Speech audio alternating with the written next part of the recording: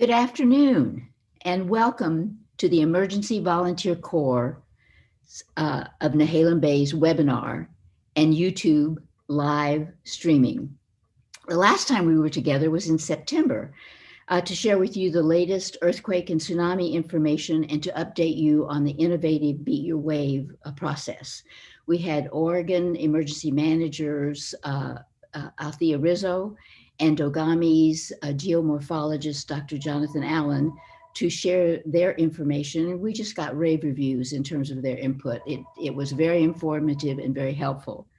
The meeting we had before that was on March the 6th, and that may have been the very last live meeting we had in the region, which is kind of hard to remember. But I tell you, I miss seeing you guys. I miss the community meetings and being able to shake your hand and give you a hug. So hopefully, if we all stay safe, wear our face masks, stay physically distanced from each other, and we'll get back together really quickly. Please celebrate Christmas and the holidays over Zoom. Remember that personal connection, even though you love and care for your relatives, it's easy to spread. So please stay safe. So before we begin, I'd like to take a few minutes to familiarize you with webinar. I know some of you have already had that experience, but if you've only had Zoom meetings, what you'll find is that you will probably notice some differences. You won't have to worry about a camera on webinar, which is kind of nice for some of us, for me anyway. We do want to interact with you, and we do want to do that by using the tool of raise your hand and Q&A. And you'll see those two on a computer. If you go to the bottom of the computer page, you'll see a little hand for hand raising and a Q&A. We will be doing active question and answers after each of the presentations. The speaker will be there to answer your questions, but it's really helpful is as you think of the questions during the presentation to either note it on raise your hand or write the question. We'll have kind of a short time after each of the presentations. So the more that we can have your questions in line and ready to go, it will really help the process. Then at the end, if time allows, we'll have all of the presenters come back to speak or to answer your questions at the same time. As you know, EVCNB's mission is to focus on a culture of preparedness. We began with hurricane force winds that isolated our region for over a week. And not long before that, we had seen the pictures of the devastation of the Indonesian earthquake and a tsunami. So we formed to help our community become prepared for any emergencies, to understand that it is really up to each one of us, that there's no white horse coming in to save us, and that it is really our responsibility to make sure we are prepared for any kind of emergency. So in the interim, we haven't had any earthquakes, yet we've had tornadoes, wildfires, electrical outages, flooding, trees blocking roads, high winds, and now the COVID-19. And I tell you, I'm just very proud of how we've all worked together to make sure that our community is prepared and that we're helping neighbors are helping neighbors. Today, we're going to be focusing on wildfires, how to prepare and what to do in the event of a wildfire. We have some excellent speakers here today. We have Ed Walmark, who was here in 2019 and helped us understand how to prepare our homes and respond to a wildfire. He will be able to present some of the local pictures of the Pike Street fire, so he'll have some updated information for us. We're delighted to have Chief Chris Beswick with us of the Nehalem Bay Fire and Rescue. We have Joe Cooper, who is our Community Emergency Response leader, and we'll be here to talk to you about some training that might be well worth your while. And then finally, we have Linda Cook, who is a long-term emergency preparedness community member and has been a resource for EVC for the last 11 years. Very helpful in terms of information and actual usage of our preparedness tools. So our first presenter is Ed Walmark. And name a fire in Tillamook County, and there's likelihood that Ed has been here. I don't know whether you remember the Neocani fire that happened in about 2016. where we were responding to a fire on the beach that ultimately spread to the Neocani homes. Ed was right there with us. He has been responsible for overseeing wildfires in Tillamook County since 1998 and became a supervisor in 2005. So we are delighted to have our friend and partner, Ed Walmart, here to help us. So Ed, take it away. Thank you very much, Linda, and good afternoon to everybody. Looks like we have over 58 participants this afternoon, and I'm glad we have such good turnout. I must say I'm a little more nervous doing a webinar than I would be in person. First time I've kind of done this, so we'll see how it goes. I think we've got some good technical support out there too. So I'm going to do 2 PowerPoint presentations this afternoon. The first one's going to be talking more about defensible space and how to prep your homes and just how to prepare yourself in the event of a wildfire, which we saw this year, unfortunately. And then my second PowerPoint is going to be talking about the Pike Road fires and the Labor Day fires, kind of with the local twist that we had here in Tillamook County. So I'm going to go ahead and start in with that. I'm going to share my screen, and we'll talk about defensible space. All right. So it's titled Living with Fire, and this might look familiar to some folks from my last year's presentation, but I just kind of added some more information to make it more beneficial. So here we go. Wild and urban interface, we've seen a lot of this, these high density homes in beautiful areas where people want to live now, and you can't blame them, but with that comes, it's bringing more of a fire concern each year with the desire to live in those nice areas. And with that comes with the risk, with the reward. And we'll talk more about what an urban interface is and more about the defensible space and for future slides here.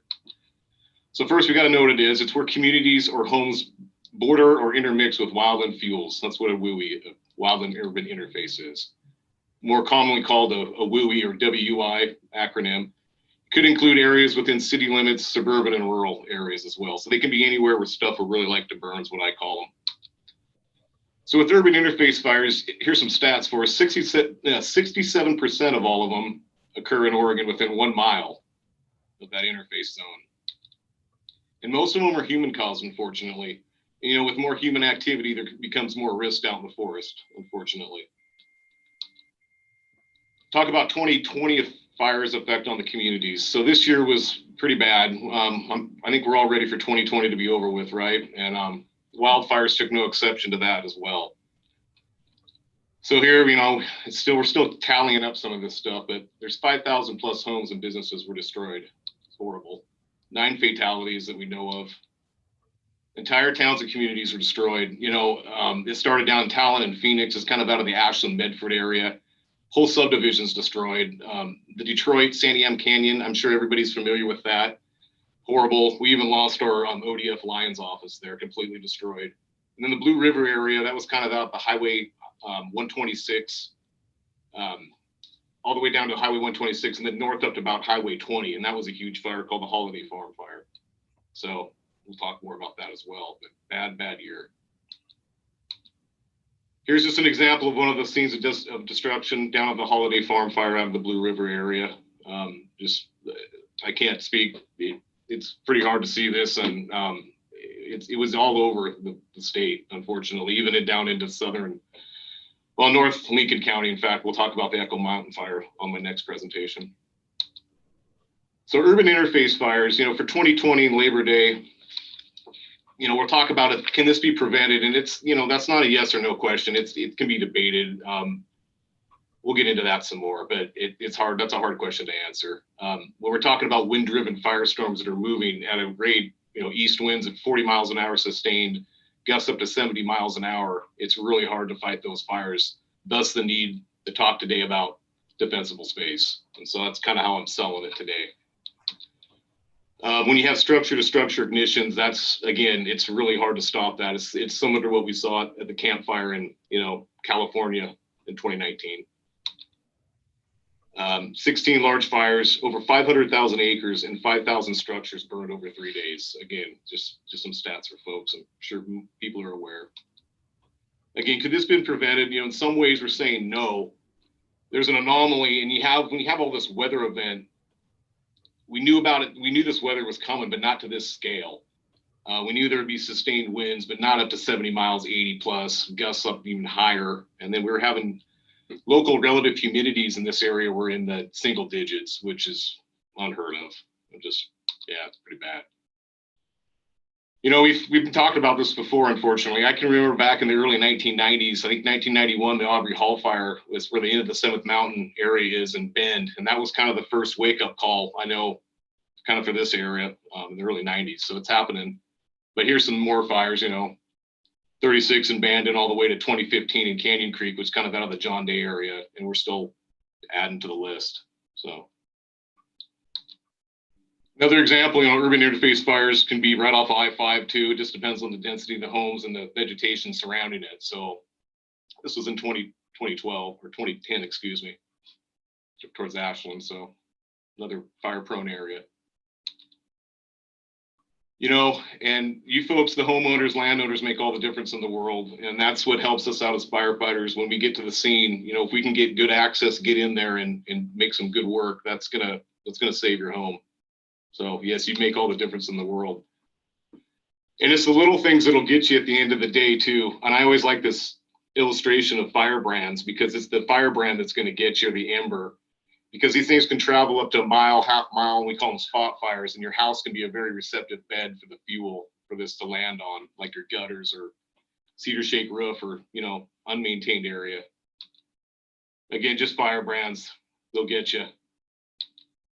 So now I'm going to talk about the home ignition zone, and this is kind of the important part of the presentation here. It kind of talks about what the landowner, homeowner, you folks out there in Zoom land can kind of do. So we got 3 zones that we're going to be talking about today. So we're talking about creating defensible space in the 3 zones, providing access. I know Chief Beswick will probably talk about this a little bit more. You know, access is very important for the big fire trucks, our apparatus to get up in there, and for your evacuations, which we'll be talking about too. Hardening the home, that's going to be your building materials and things like that. Good wise, you know, fire-wise materials, hardy plank, composite roofing, that kind of thing. Other connections, and then the little things we'll talk about. Step 1, defensible space. So it's got a nice home here in this illustration. You got nice green stuff, shrubbery. It looks like doing some pruning. So what are we going to do in step 1?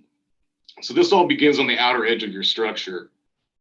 Your ground cover in that zone there, it's basically stuff that isn't going to burn is what you're going to want out there. Green grass, your asphalt, bare soil, rock, you know, lava rock doesn't burn, that kind of stuff. Ivy or mulches, even though bark dust can burn at times too, but you know, stuff that doesn't burn. So creating this defensible space, you're going to want to cut your grass to less than 4 inches, maintain shrubs and trees. Probably the most important thing out of this list is removing the ladder fuels and thinning. And we're going to get to that in the next couple slides, but removing those ladder fuels as things move up the tree and get into the canopy, that's really what drives the fire with the wind, like we saw over Labor Day. So kind of like what I just talked about, your ladder fuels are what get you. So we like to keep our fire down on the ground. Usually it's more manageable, it's easier to suppress. But when it starts moving up here into the surface, it starts getting up into these ladders and limbs, and then it'll get up into the crown. And then when your high level winds are coming, it starts blowing your fire, and we call it a crown fire, and those are really hard to stop. We like to keep the fire down on the ground and manageable. So that's hence the importance of limbing up your trees, keeping that on the ground to where it can't climb on up like a ladder. So that's kind of easy to remember. And to follow up on that, our thinning guidelines. So, I mean, like I said, pruning is important, and then thinning is probably second to that. So kind of the rule of thumb is the steeper the slope, the more space you want between your trees. So here's kind of some guidelines that I'll lay out here, but you know, most of your homes around here in your 0 to 20%. So you're going to want your 10 feet between your crowns of your trees, the bole of your tree. Yeah, and that's just kind of just using your judgment, or you could call in some help or however you want to go about it. But I'll throw out some resources at the end of the presentation too, and our folks come out and look at some homes for assessments too if you need it. All right, wildfire preparedness. We'll talk about 3 yards of defensible space. So you got to remove the dead stuff. Reduction, it's kind of what I was just talking about, pruning up your branches, shrubs, that kind of stuff, cleaning up the place. And replacement. So getting out that other stuff, the stuff that'll burn, and putting in fire resistant plants like your, I don't know, like your ivies and things like that. And there's actual publications that Oregon State University has out there that show really good fire-wise plants for your given area that are native vegetation. So, okay, we're moving along. Step 2. So access, again, that's very important. Again, I'm sure we'll be talking about this more today, but if we can't get in there to defend your house, it's pretty much, it's not good. So I know there were things people used to call back in the day, it was called the red rock, green rock. We don't do that anymore, but it's basically firefighters, if they saw that you didn't have a good access, they'd put a red rock in front of your house and they just told them to drive by. But we don't do that. But it's good to have good access and have your signage out. All right, so we'll talk about that.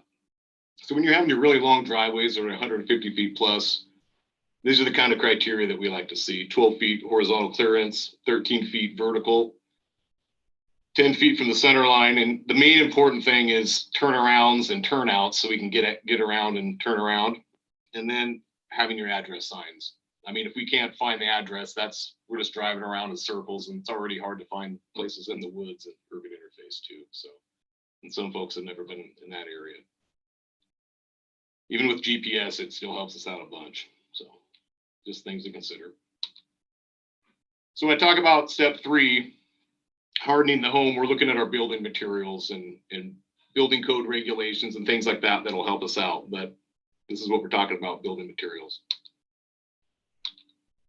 So like I said before, if possible, use fire resistant roof and siding material like your hardy plank or your metal roofs are great, or composite works really well. You don't want cedar shake out in the interface or cedar shake roofs of any sort. Bad things, they like to burn. Trim all branches 10 feet away from the roof. You don't want anything overhanging. I know some people like that beauty of the trees around there and the look, but it's good just to consider, hey, make a little space there. You don't want things touching the house. And then this is very important: cover your chimney with stovepipe with non-flammable wire mesh. And that's just to, again, for one, it's a spark arrestor, so you're not, when you have a fire, and it's not going to spread outside the chimney, but it also has so embers can't get back down in there and start fires as well. So kind of two-way process. And when we're talking about the house, the roof is the most vulnerable, obviously, because that's where the embers are flying down, spotting upwards to a mile, and then they find that receptive fuel bed. And the other thing is the gutters. I know everybody loves cleaning your gutters every year. I sure do. But it's very important. Just get in there and scoop them out every year, because, like this year, I didn't clean my gutters out at my house. And fortunately, I didn't have any issues, but I could have, because when the east winds dried everything out, it was tinder dry material filled up in my gutters. So I was like, it's not, I get it. I need to clean those out. Plus, when it rains, then I don't have problems. So yeah, this is what I kind of talked about. Just clean up the place, remove all that stuff like that guy's doing there in the gutter. This is important too: box in the eaves to provide for ventilation. That's more of a structural fire protection thing. But again, that ember is going to fly in there and it's going to get in the crawl space attic, and it's bad news for our structural friends. And screen the roof and attic vents. Again, just keeping that ember out. So we're getting closer, but step 4 is the other connections. Again, flammable material, the deck. Again, you don't want firewood underneath your deck and things like that, because again, the ember gets in there, or spot fire, whatever you want to call it, you're going to have ignition source again. And we see that a lot with firewood. I can't blame folks. You like to have the wood close to the house. So keep it clean, enclosed. So basically, yeah, you don't want that there. Just remove it, keep it clean and tidy. Debris, litter, pine needles around here. We got a lot of that shore pine up in Nehalem, where you folks are at. And then don't forget about the outdoor furnishings, Adirondack chairs, anything wood, anything that'll burn. Again, fences and carports, another consideration. Got a nice cedar fence here, but it is cleared out around, so it's probably not too bad. Yep, non-flammable when possible, but keeping it clear, you'll probably be all right. Just don't stack things up against it and things like that. Then lastly, the little things. It's a problem here. Again, you got firewood, all this stuff that'll burn, be receptive to a firebrand, start fires. Again, just close to the house, convenient, but just don't do it. Saying 20 feet is a pretty good idea. Even better, put firewood in an enclosed shed. Again, it's safer. But just move from the house, that'd be better too. Again, patio and deck furniture, things that'll burn, remove them. And then being prepared when the fire does strike. So I know we're talking about evacuation plans later on, but evacuate, have a plan. Prearrange everything, talk to your friends, get a go bag. I know folks up in your neck of the woods are pretty prepared up there, which is great. You know, think about your family and friends and get a plan going. The other thing I have some notes here that I wanted to talk about on this last part, but you know, put your garage, put your car in the garage, doing that, close the garage door, all that, leave your stuff on, you know, unlocked so firefighters can get in there and suppress the house. Sounds weird, but it makes a difference. Yep, and they keep talking about patio furniture. So put it in the house or the garage so it's not out in the open. This is really important. In fact, when we had the Pike Road fire, I saw a lot of folks doing this around the neighborhoods. And when you have the water pressure, do it, but turn on sprinklers. Any kind of water source you can, put it up on the roof if possible. It makes a difference and it helps out. Especially if a wood shake roof, which I saw that in a couple instances with sprinklers on them, and they're still here today. Close all your doors and windows. Remember about the amber getting inside the house, the same kind of concept. And leave the lights on in each room. Keep moving the furniture to the center. This one's kind of counterintuitive because hopefully, I don't like this one because hopefully folks are evacuated and out of there. But if you're around and you choose not to leave, which in the state of Oregon, you know, you can stay at home, but we encourage you to leave. You just can't come back if you leave in the level 3. Is continually checking your surroundings, but it's good just to get out of there when the authorities say so. And I wanted to touch on Ready, Set, Go a little bit. The rest of my slides here are just about resources that folks can click on links and look at different, you know, publications out there. But when you're talking about Ready, Set, Go, it's talking about level 1, 2, 3 in green, yellow, red. That's my easiest way to understand Oregon's evacuation system. You got a level 1, it's be ready. Level 2 is set, and level 3 is go, which again is green, yellow, red, because those all correlate with the little color matrices that emergency managers put out. So it's an easy way to remember it. Again, just some more resources here. It's wildlandfirersg.org, which stands for Ready, Set, Go. It's a good one. Yeah, Ready, Set, Go. If you need some more information out there, here's some websites as well. We have a fire plan national fire plan manager located in Salem, and firewise.org is some good information. Again, and there's also a fire safe house out in Silverton, the Oregon Gardens. It's pretty neat to look at. And I think they have some YouTube videos as well that talks about what we just are talking here in the slides. And there's my contact information if folks need to get a hold of me. I do have some folks around that will look at your house. If you guys have some questions on, you know, defensible space, give me a holler and we'll get some folks out your way and do some on-site inspections and help you out any way possible. All right, so with that, I'm going to stop my sharing here and then I'm going to go into our local fires and talk about, yeah, Pike Road, our blimp-based fire, and Milepost 7. Okay.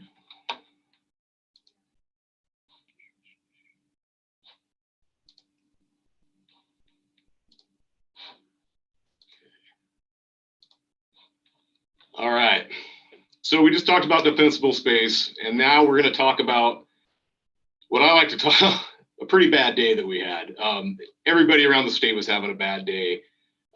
Labor Day weekend 2020, I'll probably never forget the rest of my life. So if we never have to go through a day like that, that'll be good things to come. But in preparation for if it happens again, I want to show some things about defensible space and putting it into practice. So here we go. So I think everybody remembers Labor Day weekend, really nice. We got some weather intelligence saying that it was going to be an east wind event for a couple of days, but not to the magnitude that we thought. It was going to be 70 miles an hour gusting up to 80 to 90 with 40-mile-an-hour sustained winds for multiple days. So what happened? September 7th, we got a report of fire starting around 10 o'clock. We had a start out at the blimp base, which is out there by the Halco baseball field, if people are familiar with that. And then we had about hour or two later, we had another start back there behind Idaville Bay City area on the Pike Road area. And then later in the evening, we started having a fire develop down in North Lincoln County called the Echo Mountain Fire, which developed into about a 2,500 acre fire.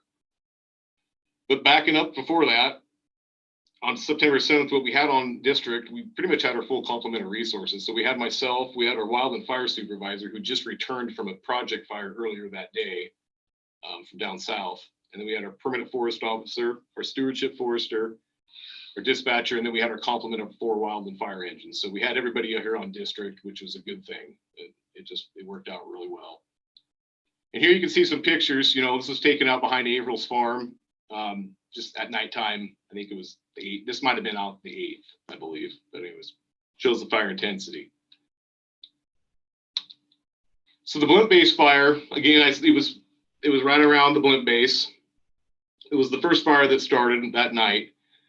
We had our ODF engines, our Stimson landowner partners from the mill, and our South Fork inmate crews there helping out. And our Stimson engine, they brought a tender from the mill that really helped out because the mill was just right next door.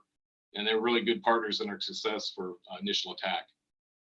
So we had a lot of help there too, just besides our own staffing. And there's the outline of the fire you can see right there. That's the perimeter.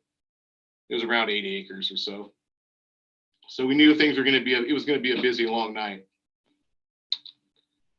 And then the Pike Road fire kicked off.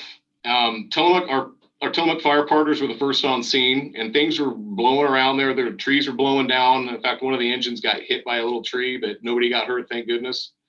Our two ODF engines that weren't on the other fire responded here as initial attack.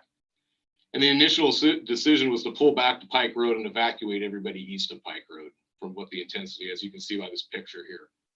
And then we were getting multiple fire starts east of Pike Road as well. So things were picking up.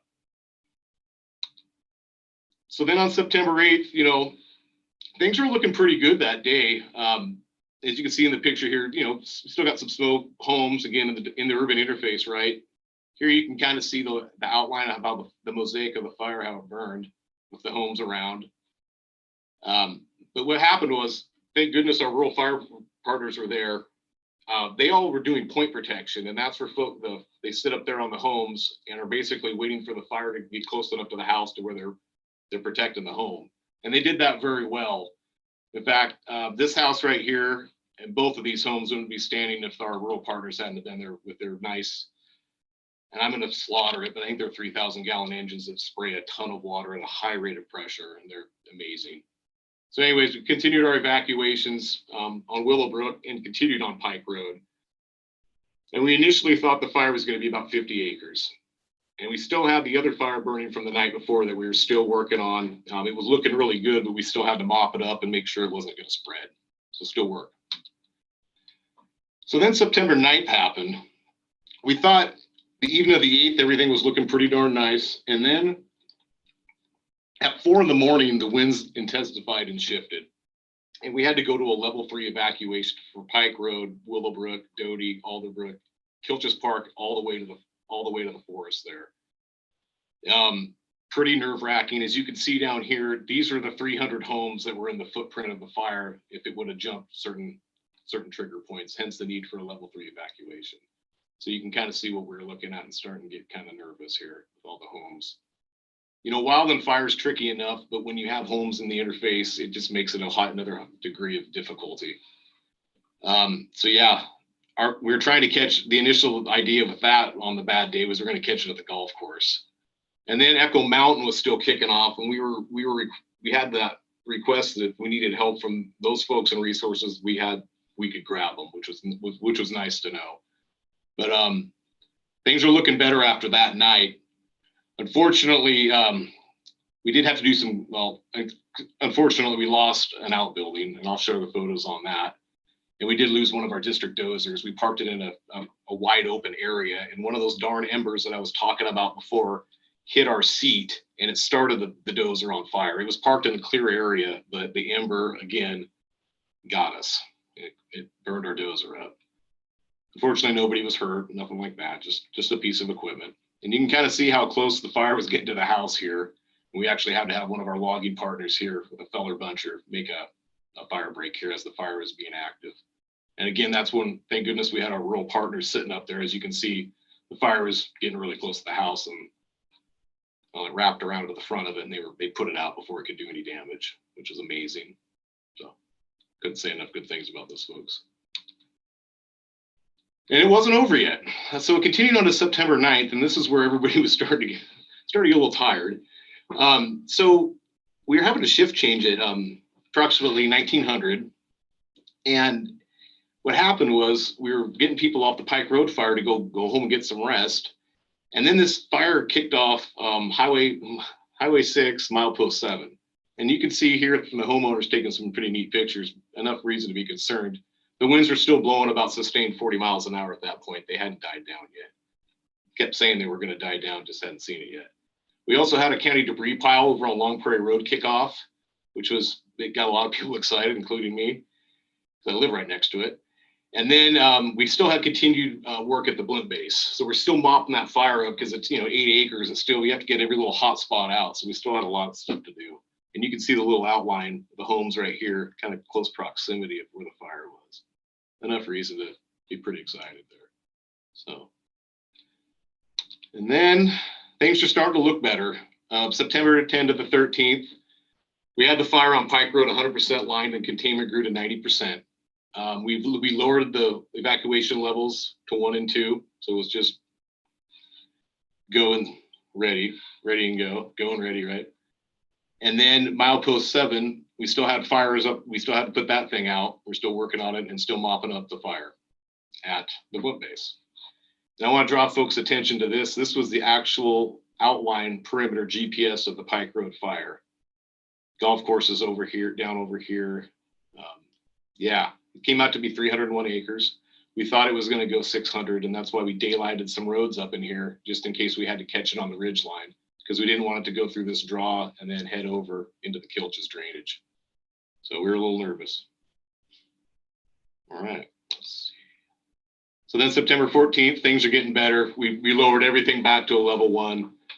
The FEMA period ended at midnight, so we did have FEMA assistance on this because of the homes that were threatened, 300 plus.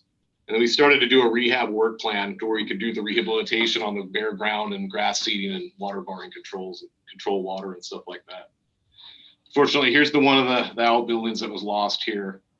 And then this home right here, you can see how close the fire came to it. Really lucky on this one. It's amazing. And then there's just a little side picture here. When the power got recharged on here, this thing kicked off and we thought we had another fire on our hands. But thank goodness it rained a little bit before and didn't cause any issues. So it went on for a while, but we finally got a reprieve. So long week.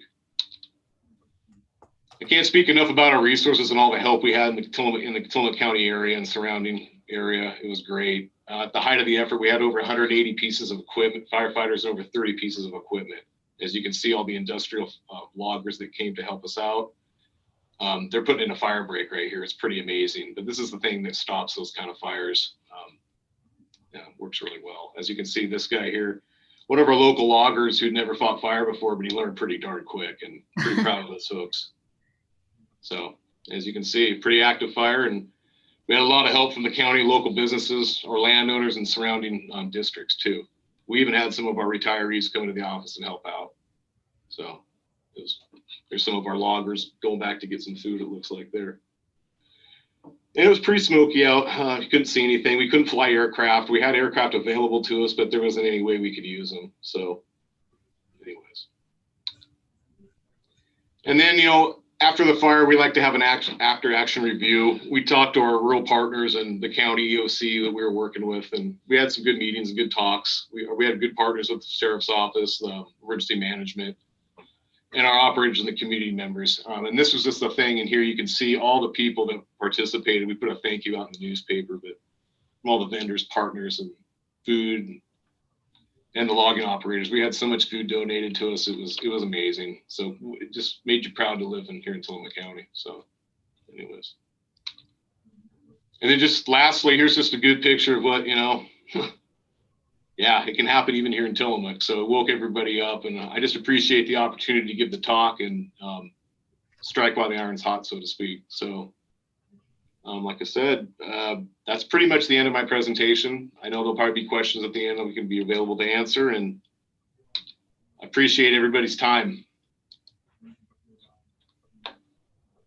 Well, Ed, that was a wonderful presentation. We really appreciate it. And I knew the Pike Street fire and fires were bad, but I didn't realize how devastating they were and how kind of far they had gone. I have a couple of questions just to start out. Well, first of all, I remember the Neocani fire. Part of the Neocani fire was because of those embers. It had started on the beach, and there was a wind, and the wind blew the embers up into the houses, and they did have shake roofs. Yes. And that was devastating to some of those homes over there. So can you tell me why there are, is there a reason why we're seeing more fires now? It seems like over this last year or so, there've just been a significant number of fires that have been huge, like this one. Sure, that's a great question, Linda.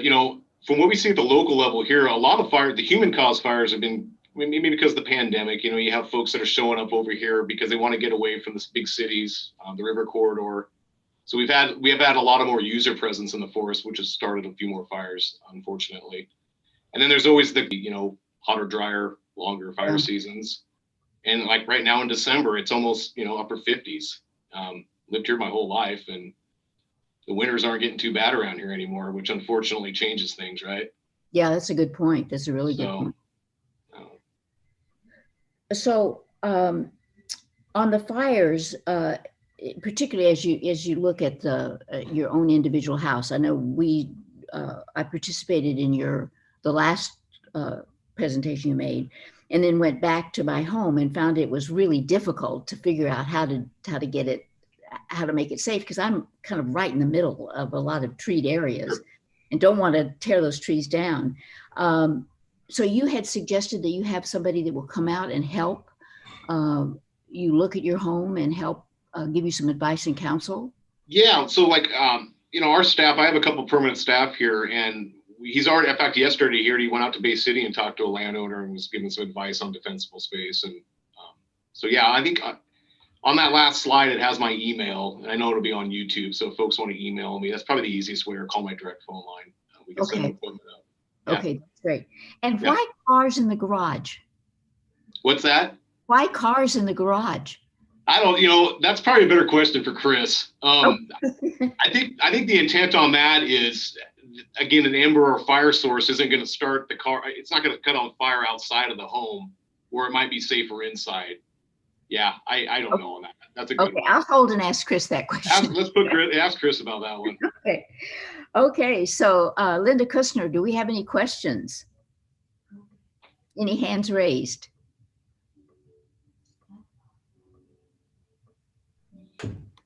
We do not have any hands raised at this time, but there are a couple questions in the Q&A box. All right. Okay. It looks like we do have some hands going up, but let's do the Q&A box first. Okay, so from David McCall, I have this question. Is a 10-foot clearance for tree branches really enough? I'm thinking of how we see fires jump over areas due to wind. That's a great question, David. Yeah. Generally, I like, thinner trees are better. But everybody likes to have their trees sometimes around there. So, yeah, thinner's better. Let's just go with that. And especially when you have more wind and more slope, like the slide was suggesting, then you need to do more, more spacing. That's a good question. Okay. All right. So I have another question in the Q&A box that I'll read. So first of all, from Laura Bailey, she thanks you, Ed, for this presentation. And she wants to know if you can clarify in terms of the recommendations about deck furniture. and other items near the house. Should we be moving those only once we're in level 1 or anytime during the fire season?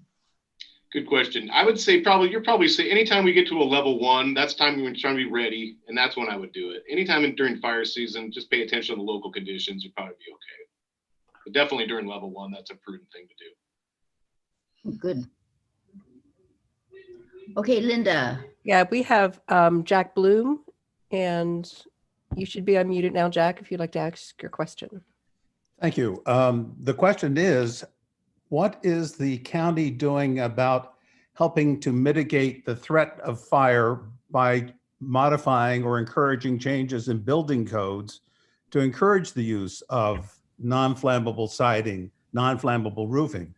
I witnessed the fire at Manzanita Beach, and when I did build my house, that was the first thing I did was think, because one of the things I found out from Perry Staubaugh, our fire commissioner, that in his experience, most of the fires here at the beach came from embers lodging in between shakes and moldering there for several weeks, and then all of a sudden bursting in flame. Well, that seems like an easy solution to mitigate that. Why can't we get some help from the county or the local authorities to code? Because we're really pressing our resources. We're running out of resources. That's a great point, Jack. That's really where it begins at the county planning level, the building code, level, where we're making rules in the urban interface and having building code standards in essence, and not having cedar shake in places where we shouldn't.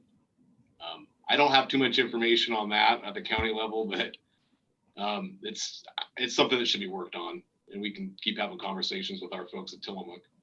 Well, I think the follow-up question is, what do we do? I mean, we keep relying on you guys to drive yourselves into the ground, trying to keep us safe when there are things that we should be doing so that you're not called out and being threatened by these situations. This is a stroke of a pen solution. Yeah. And is this something we have to take directly to the county commissioners or the local? Yeah, I like to solve things at the local level easiest. If you're in a city government, probably starting with the city council or just your local government and talking to them. I think that's the appropriate. Okay. That's a good question. Thank you. And Jack, I think that's an excellent question. And taking to the county commissioners, I think, is really important, and to the cities. I think that's a really good idea. K2, do we have another question? We do. Greg, you should be unmuted now, or you can unmute yourself and ask your question. Unmute. You are unmuted. Okay, go ahead. Can you hear me now? Yes, we can. Okay, great. Thank you. So we live next door to a couple of vacant lots that are owned by somebody we've never met, lives in Florida, I think, or something. Mm-hmm. And it's heavily forested, lots of undergrowth, dead logs. I mean, it looks like Fire City to me. And so do we have any right to be able to, it's right next to our property. Do we have any right to do anything about that ourselves? Or would we be able to compel the landowner to do something about it? Or what options do we have? Yeah, your options there. I hear what you're saying. We run into a lot of absentee landowners in the county that have unmaintained lots, and the answer to that would be, you can't just go on someone's property and start doing things without permission, that kind of thing. But those are tough too. You guys are asking me some really good questions. Boy. I guess another one, having a conversation with the person from out of town and be like, hey, this is my concern, and the way the world works. If the fire starts on their property and if they were liable in any sense, there would be repercussions on cost collection and avenues that way. But again, that's already after the fact. We're trying to prevent things. So I think having that conversation with the individual landowner would probably be the easiest thing, and then going from there based on what your conversation is. Okay, thank you. We still have a few minutes. A hand just went up. We have Leanne. Oh, good. Leanne, you can unmute yourself. Great, hooray. Yay, the Emergency Volunteer Corps of Nehalem Bay once more leads us forward into the fray to protect ourselves and our communities. But here's what I'm doing as a Clatsop County Commissioner, besides keeping up with my good friends and neighbors. I've been talking with Lily Morgan, who is the incoming state representative down south from Josephine County, who is on the governor's wildfire task force, to look at what we should be doing to maybe revise the state statutes to give us better protection. Because I so appreciate the comment about let's go to our neighbors and let's do it locally. But you know what? I've got a second homeowner who has told me, I'm not going to quote him, but he was not responsive to my requests to put out the fires that he insisted on having, including up to midnight Sunday night. I know, shaking your head, please. Okay, some people are thoughtful, good neighbors and visitors. Some aren't. Okay, we need better tools. So working with the State Emergency Response Commission and the Fire Marshal's Office, working with state legislators to look at what we need to do. So let's just stay in touch about how we can work at the local level and all the way through local, regional, statewide to protect ourselves from people who don't necessarily agree to do the right thing. You know, and Leanne, that's becoming a bigger and bigger issue. So we really appreciate the work that you're doing at the state, and particularly with in partnership with the Oregon Forestry Department. Helpful legislation or helpful ideas in what is beginning to be a really difficult fire area is really important. Thank you. Bless your hearts. You're just as welcome as the flowers. I'm delighted to be in partnership with you. Do we have, it looks like we have a Q&A question. We do. We do. And perhaps this question should come up later when we have the full panel in front of us, but I'll ask it at this point. Okay. Are there any guidelines on how to handle air quality, especially for the elderly or people with chronic lung disease? Good question. We want to hold off on that one until the end. Oh, if you have an answer, go right ahead. Let's hold off on that one. I got some notes I can bring up. Okay, all right. Okay, great. So are there any other questions? I have no further questions at this time. I do not either. Okay. And Well, we're about Ed, the end of the time, so that's good. So Ed, thank you so much. And stay tuned because we'll bring you back at the end, hopefully at the end of this session. Again, thank you for all you do for Tillamook County. You truly are a wonderful partner. And I know Chris has worked closely with you, and we just really appreciate all you do. So thank you. Thanks, Linda. Okay. Okay, so we have our next speaker, and we're really happy to have Chief Chris Beswick with us today. Chief Beswick has been chief of the Nehalem Bay Fire and Rescue for the last 2 years, replacing the non-replaceable Perry Sherbaugh, but we're really glad to have Chris. Prior to joining Nehalem Bay Fire and Rescue, Chris worked his way through the ranks in Arizona as a full-time firefighter and paramedic for about 20 years. Chris holds a bachelor's degree from Arizona State and is a graduate of the prestigious Executive Fire Officer Program from the National Fire Academy, for which he is also an instructor. One of the things that's most impressive about Chris's background, beyond the fact that he's a really nice guy and he's doing great work, is that he also worked on Team Rubicon. And Team Rubicon responds to emergencies all over the world. So that helps us better understand how somebody from Arizona really does understand tsunamis and earthquakes. So we're really glad to have Chris here. So Chris is going to talk to us about preparedness today. And so Chris, you're on. Okay, well, thank you very much. You know, it was very interesting coming from 30 years in Arizona and then coming to the coast. And it'll show on my first slide, but I thought, well, we can't really have that much of a fire problem here. We're a rainforest. And I was quickly, shown to be wrong on that. So I have definitely changed a little bit of my attitude, and hopefully that will come across in this presentation. Ed covered a lot of the stuff that I was hoping he would, so that's good. So there may be some repetition, but hopefully not. I'm going to go ahead and share my screen here. I'm going to pick my PowerPoint. A whole lot of clicks here just to get it to do one simple thing.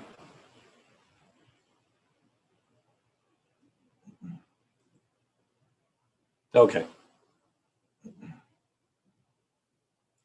So just to start off our community wildfire threat, and this is here locally is what I'm talking about. And as you'll see right there, I said as a general rule, our community threat is low. That is true, and still true.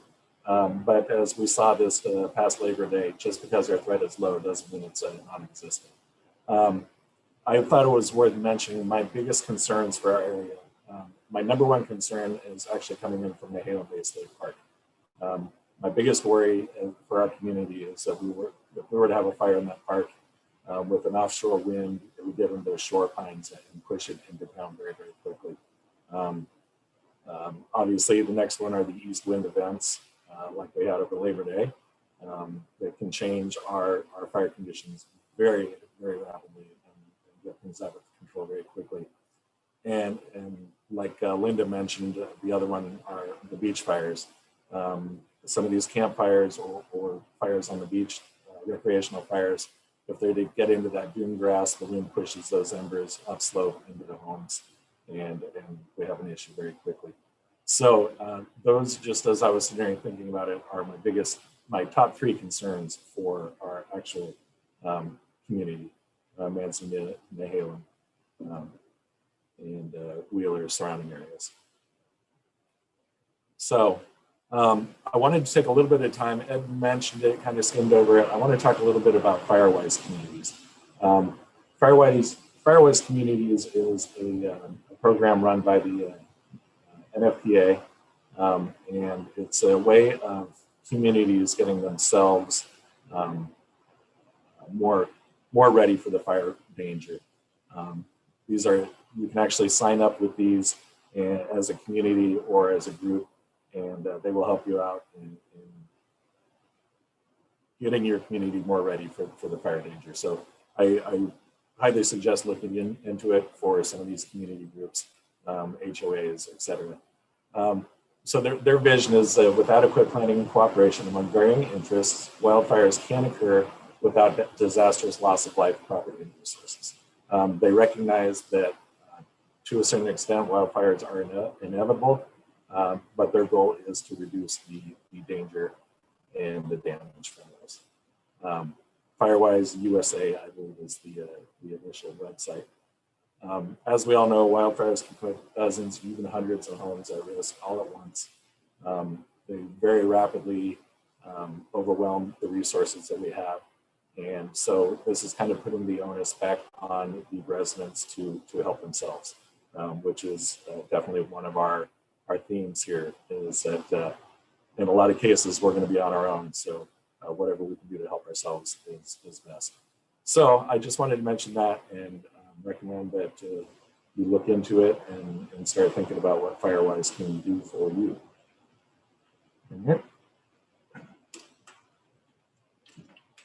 I wanted to expand a little bit on what Ed was talking about with the Ready, Set, Go evacuation alerts. During the Pike Road fire, there were actually some people here in our area that were actually receiving evacuation notices. I don't know why that happened. It had something to do with how they were alerting.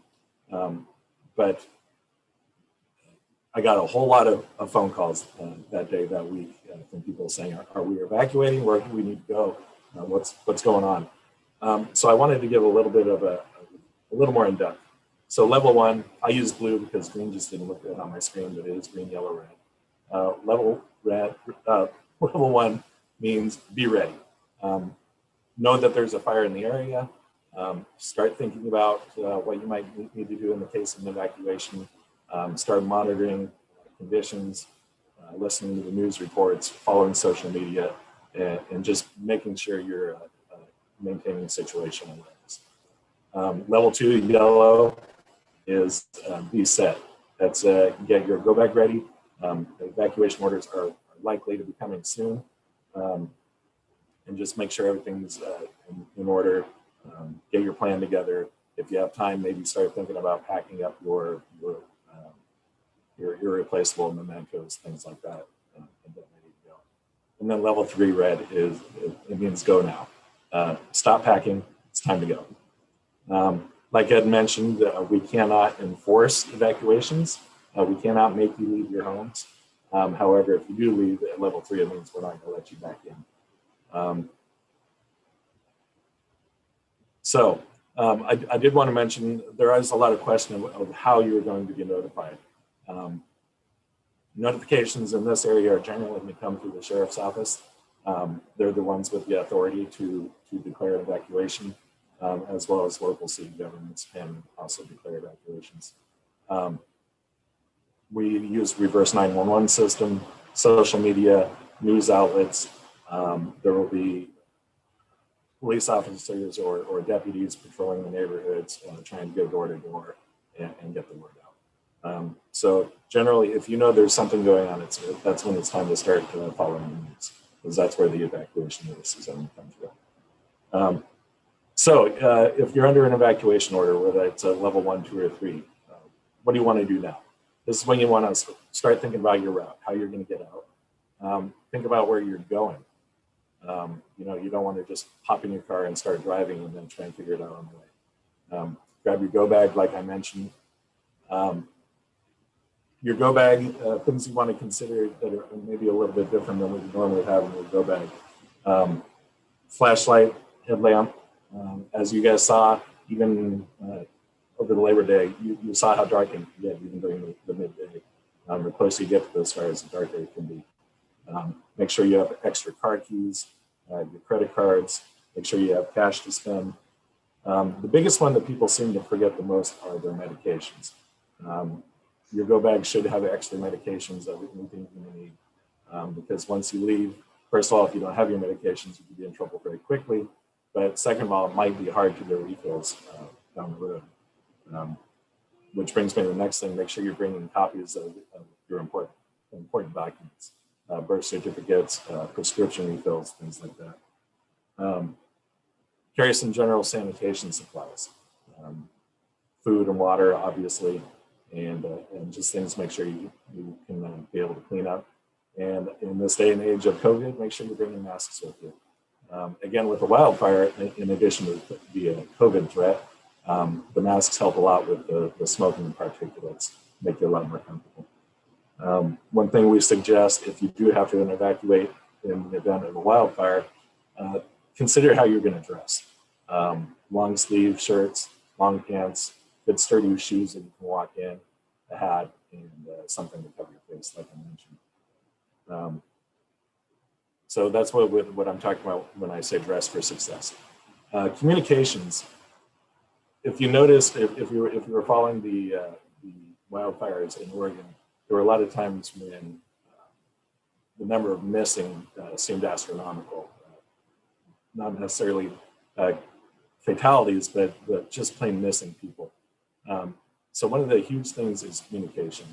If you have to evacuate, call your friends, your relatives, your neighbors, let them know what your plan is, where you're going.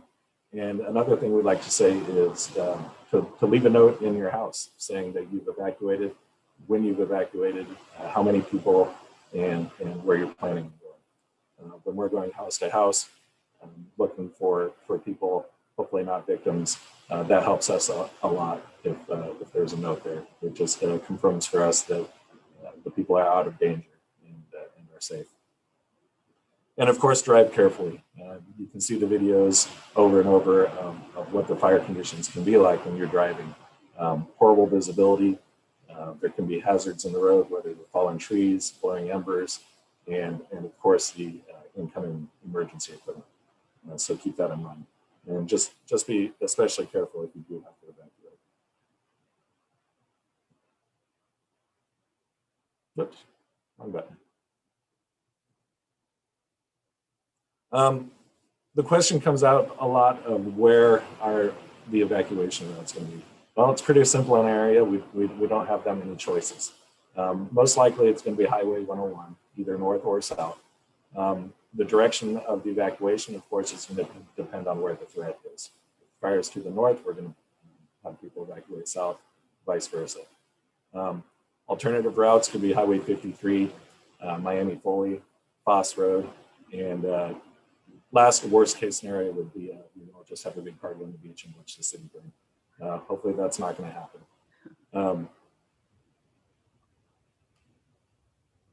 So I actually have to think about this. There were several years ago, there was a fire down by Malibu in California, and I love the mayor for this. The mayor got on the news and she said, well, we have good news and bad news. The good news is we have a natural fire break that is guaranteed to stop the fire. The bad news is it's the Pacific Ocean. So that's what made me think of that. But I mean, honestly, if worse came to worse, if we did have to go down to the beach and let the fire pass us by, that is a viable alternative. Not a good one, but it is a viable alternative. One thing they recommend is to, when you're evacuating, use the route you're most familiar with, if you know for sure that it's open. You do want to check, make sure that the routes are open, simply because they could be closed due to fire, incoming emergency equipment, or damage to the road, etc. So definitely make sure you check and make sure those routes are open before you drive on.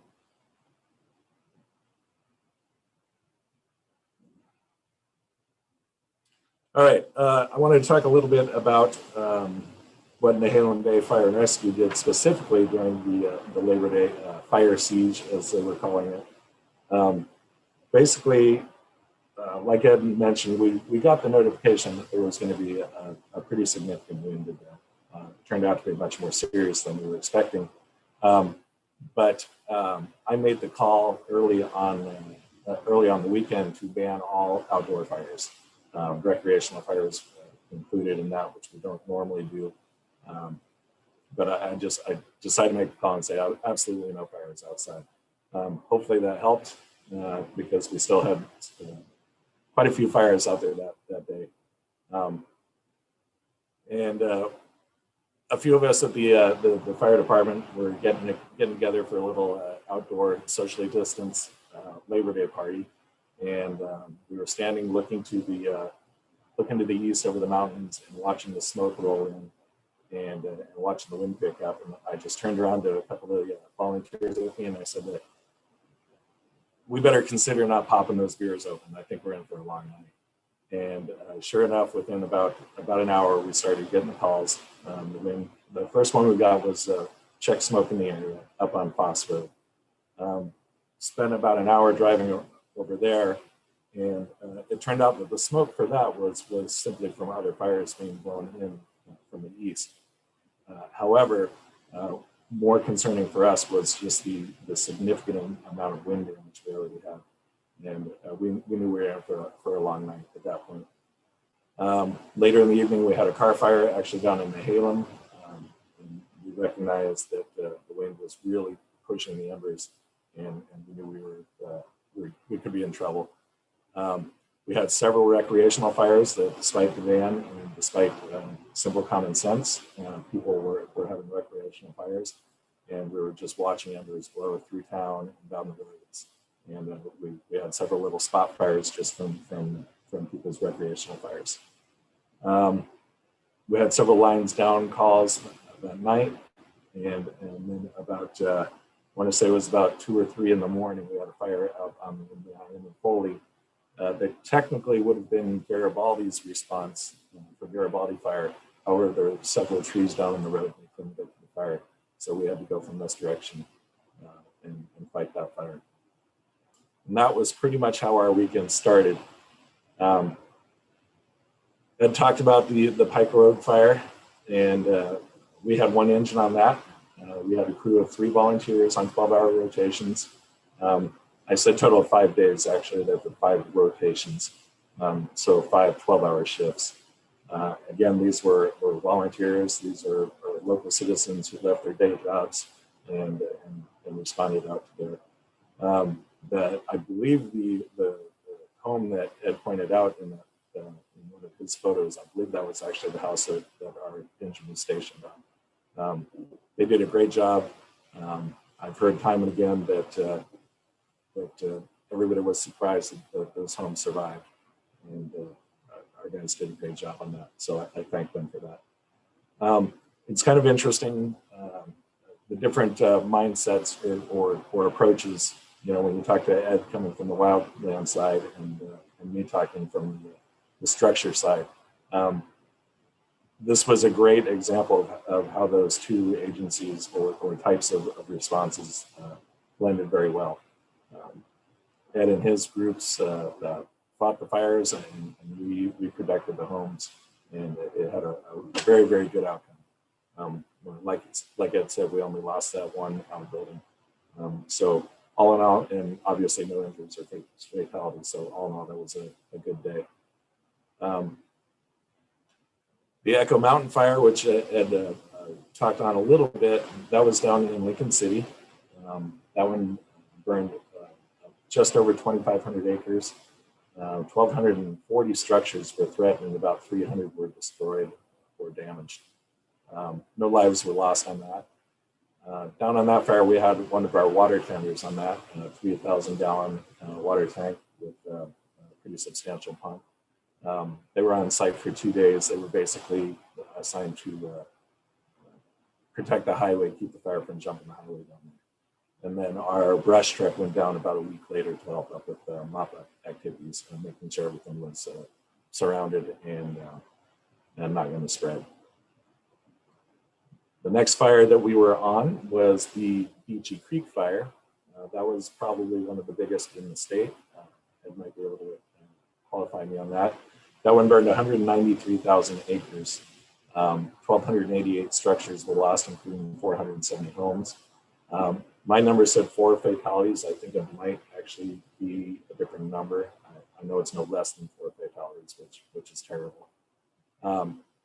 Our brush truck responded with part of Clatsop County's strike team. The strike team is a group of like apparatus. So in this case, I believe it was 6 or possibly 7 brush trucks that responded from Clatsop County, and we jumped up with them to respond. And they were on that fire for a total of 12 days. Again, this was one of our volunteers who responded. Although he gets paid a little bit, it certainly doesn't make up for the dedication that he showed to this. So I can't thank my people enough for that. And that was it for our Oregon responses. And then we also went down and helped out California. We helped them out on 2 fires down there, the Glass Fire and the August Complex. The Glass Fire was in Sonoma County. That one burned about 67,500 acres, and over 1,500 structures were lost on that. And the August Complex was in the Mendocino National Forest, and that was over 1 million acres, just over 1 million acres. And again, our brush truck responded down again with the Clatsop County strike team, and they were down there for 16 days. Once again, the same volunteer, and then I sent one of my full-time staff as well. So it was a busy couple of weeks for us. Obviously now at this point, everybody is back home, and we're rehabbing and getting our equipment back in shape so we can do it again if called. So let's see. There's my stuff share. Okay, so that kind of wraps up what I had as far as our responses over the Labor Day weekend and our response to California. One of the things I wanted to mention is that, like I said, we need to be kind of self-sufficient here. We're primarily a volunteer department. Resources may be a long ways away in coming, and they might be short in coming. So we really need to rely on each other. One of the great programs that we have here is the CERT program, and I recommend that people get involved in that. All disaster response starts and ends locally, and that doesn't mean just the fire department coming to help out. It's neighbors helping neighbors, and that's where the CERT program really comes in. We need to be self-sufficient to the greatest extent possible, and the CERT program provide some basic training so that the volunteers can help themselves and help their neighbors. One thing about untrained volunteers, people may have the best intentions, but without just a little bit of knowledge and know-how, volunteers can be more of a hindrance than a help. So the best way to get started, if you do want to help out, is looking at programs like CERT that can help out with that. So with that being said, I think that probably wraps it up for me. Okay, so thank you, Chris. That was a great presentation. I guess it always surprises me at the amount of volunteer contributions that your firefighters provide. I'm not sure whether people realize how much training these volunteers take. Every Wednesday night, there's training. They respond on a moment's notice, and they're a life-saving, an incredible group of people that now includes women, which is very exciting, I might add. So just a couple of things. One of the things that you mentioned in terms of notification, and that is that the sheriff's office sends out what we call a nixle, and you have to sign up for nixle. And if you haven't signed up for nixle, I strongly recommend that you do that. And it is on the front page of the EBC website. So it gives you a link to do that. I suspect it's on the fire district site as well. I guess, given that we have one egress in terms of Highway 101, and if we have fire coming this way, I guess I'm really concerned about traffic jams and backups, and we've all seen the Paradise Fire. Any thoughts or ideas about maybe how we could respond to that and maybe plan ahead a little bit? Go early. Go early. Honestly, if you have the means and you have someplace to go and you can, I highly recommend as soon as you can getting out of the area. It's hard to leave our possessions behind. It's hard to not know what's going to happen, but the sooner people can clear the area, it minimizes the traffic and it allows, again, for the incoming emergency apparatus to get in. Identifying where to go and how to get there as soon as possible, honestly. The thing that I really kind of surprised me, I hadn't really thought about this before, but we have talked about 3 things that you need to do. And we've been thinking about tsunamis and evacuations from tsunamis, but they're true for fire as well. One is have a go bag ready to go.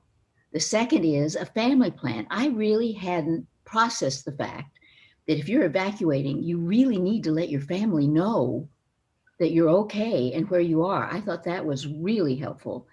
And then, know kind of the assembly site, and then in the evacuation, it's kind of where you want to go and the plan for getting there. Just one last question out of curiosity. Why do you put the car in the garage? So basically, from a structure protection point of view, is we want all of our, everything we have to protect as close together as possible.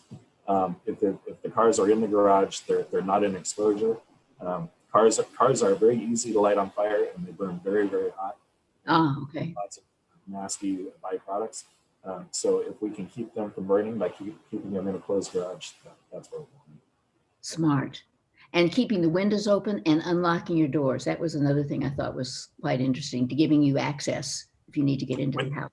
Windows closed, because we don't want windows closed in the house. Windows open in the car? Didn't I hear that or not? No, I would keep everything closed up as well. Everything closed. Okay, good. Thank you. Thanks a lot. Not unlocked. And unlocked. And with a note inside the house. Exactly.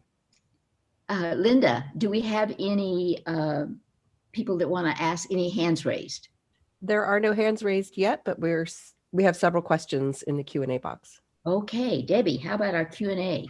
Okay, so from Dr. Robert Wayne, we have the question, if you have horses, should you turn them loose from their field if you don't have time for trailers? That's a tough one. Generally, I'm not sure I would want them running loose. But generally, fields are going to be relatively easy to protect. Other than small spot fires in grass, unless there are large trees covering it. I think I would lean more towards, if you have to leave them, I would leave them in corral. I think we can protect them better that way than if they were out running loose. Okay, thank you. Okay, so then I have another question. Well, hopefully people are getting ready to answer or ask live questions. So David McCall had the experience of, being the Bay City fire being close, and it was a real eye opener for the Bay City residents for many reasons. One of the aspects of the challenge was getting the information out. So how do you informing citizens, residents, what to do? They found that the best source of information on evacuations was actually coming via Facebook from the sheriff's office. But then, of course, that became an issue with power outage. Since many people don't have internet access and didn't have power. So they want to get their yellow radio program in order in Bay City and get it up and running, but they're looking for other suggestions in the meantime. We'll let Linda and EVC handle the yellow radio stuff.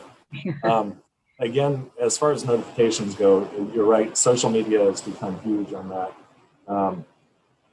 We're going to do the best we can to use as many different venues as possible for notifications. For specific recommendations, I don't have anything right this moment for Bay City. But the yellow radio program is probably one of the best and fastest to get up and moving. Yeah, yellow radio is really a great program. The other thing that that EBC has done in partnership with the fire district is gone door to door, if there's enough time to do that. And a lot of it depends on the speed of the fire and whether you have enough time. But there are not a lot of resources beyond that. Especially if you've lost all connection. Okay, next question.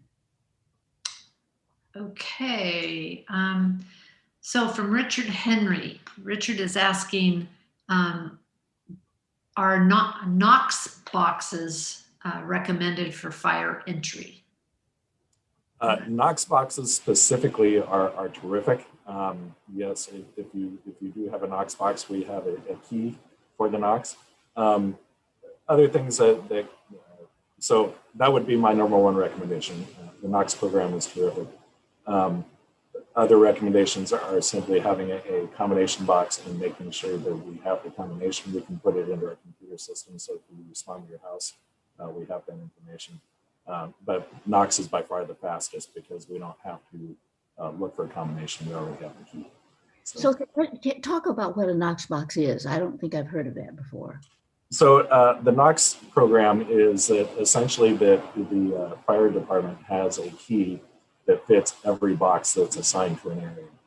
So we have one key on our apparatus, and if you're a part of the Knox program, you buy the box. We come and can install it, lock the key to your house in it, and then we can just simply open the box and have access. Okay, so that may be something for EBC to get the connection, the web connection, so that we can let people know. That's Richard, thank you. That's really a good idea. I will tell you, they're not cheap. Oh, really? You have a ballpark kind of figure, do you know? I don't. I can tell you that when I was working in the Phoenix area, Phoenix Fire Department lost track of a couple of their keys, which obviously is a big deal. And it cost several $1 million to revamp it. Oh. Oh, well, we'll still check into it to see. It sounds like a good program. It is worthwhile. Okay. Do we have another, Debbie? I have no further questions from the Q&A box. Okay. And no raised hands. Okay. Well, thank you, Chris. This is really, I thought I knew what you were going to present, and you presented things I was not expecting. Really? What do you know? Me too. It was really good, and we really appreciate it. We love having you here, and we love the partnership with you. And thank you for all you do, and please pass along to your volunteers how much we appreciate. I was walking the other night, and there were lights on. There was an ambulance there, but there were also firefighters there to help and make sure. So not only do you respond to fires, but you also respond to that was a pencil sharpener, sorry. But you also respond to medical calls and fire. And that's been a huge asset to the area. So thank you. Thank you very much. I couldn't be prouder of my volunteers and my staff. And yeah, thank you very much. Okay, thank you, Chris.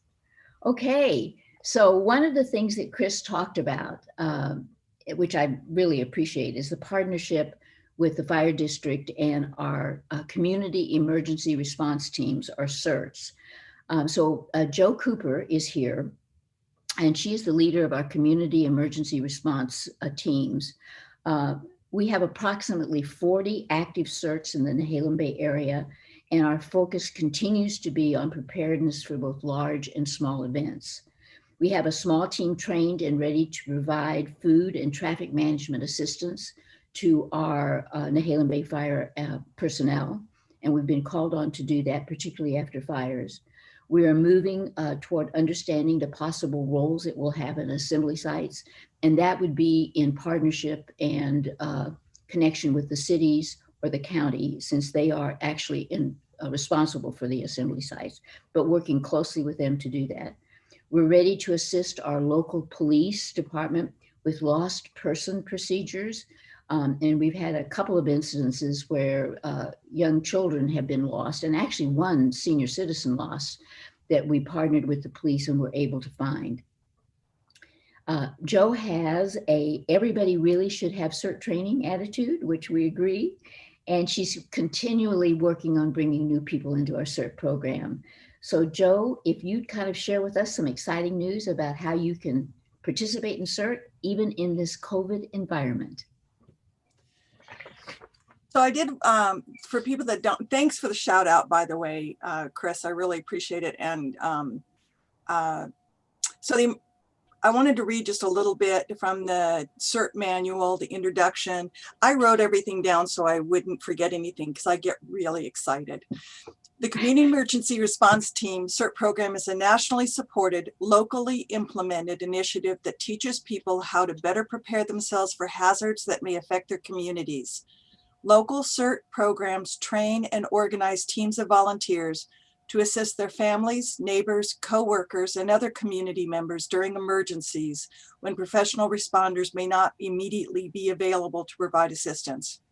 Before, during, and after disasters, CERT volunteer teams perform basic response activities, including checking in on neighbors, distributing information to the public, supporting emergency operation centers, and helping to manage traffic and crowds. The ability for CERT volunteers to perform these activities frees up professional responders to focus their efforts on more complex, essential, and critical tasks. That's the end of that quote. And that, for people that don't know what CERT is, that's kind of a good overview. But one of the really wonderful things about the CERT program is that communities are encouraged to make it their own and to go beyond the basic training. To be a CERT, you have to complete the basic training, which is consistent throughout the United States. In our area, we have awareness of potential disasters such as fires, we've been talking about today, floods, tornadoes, and the crisis surrounding the Cascadia subduction zone, tsunami, and earthquake event. In our community, the possibility of being cut off from outside help and resources is real. Many of us live in the tsunami zone, And we, along with others whose homes are demolished by this event, are going to have needs that go far beyond what our limited number of go bags can provide. Our local CERT program has a direct impact on the planning for this disaster. I want to emphasize that there is a place for everybody in CERTs. Taking the training, becoming informed does not obligate you to perform any particular duties. For example, you may be uncomfortable with dealing with people who are injured. There are other things that you can do to help your community. Everybody has a place in CERT, regardless of your physical abilities or your past background. So know that. Due to COVID, our training process has changed. And so we're using this process currently. You would sign up online at our evc.org, evcnb.org website. And there is a link there to sign up for the CERT training. You put in your name and your contact information, and then I get notified that you have signed up, and I will contact you. See if you want a participant manual, which is free.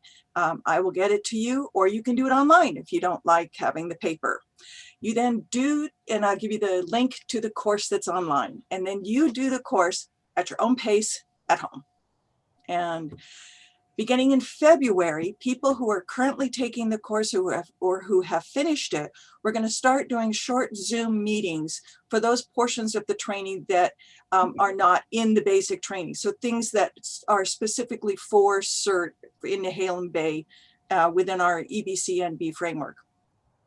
We're hoping to have those meetings at a time and a place determined by the participants. So those who are participating can tell the time and the date that they want those to happen. Then in the spring, whenever our local experts have been safe to do so, we'll complete the training with the hands-on portion of the process.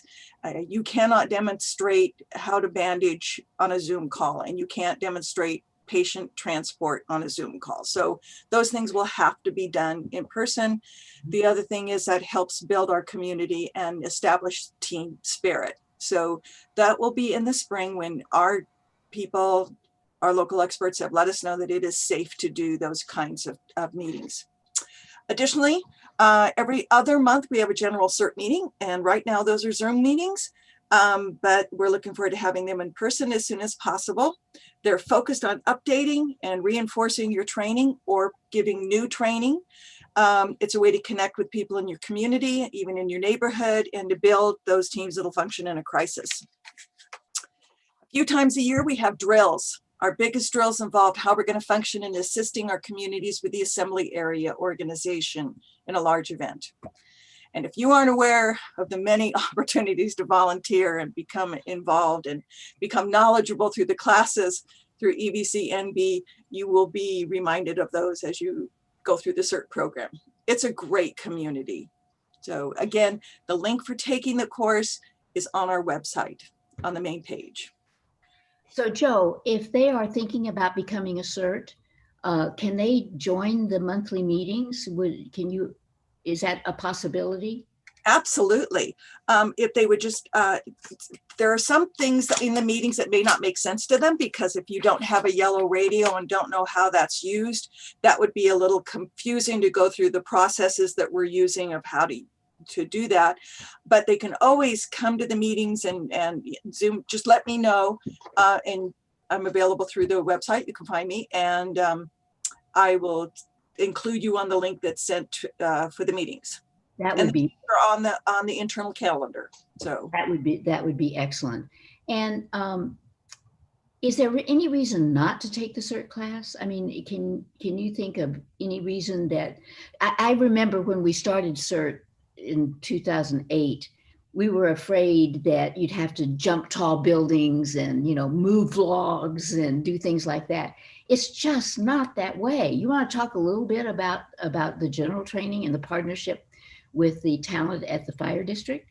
Oh, our training is amazing. So unfortunately with the online training, that some of that's going to be done online, but our in-person, we have amazing fire department who we get to go out. We get to use a fire extinguisher. If you've never used a fire extinguisher before, you do not want your first time to be when you have a fire.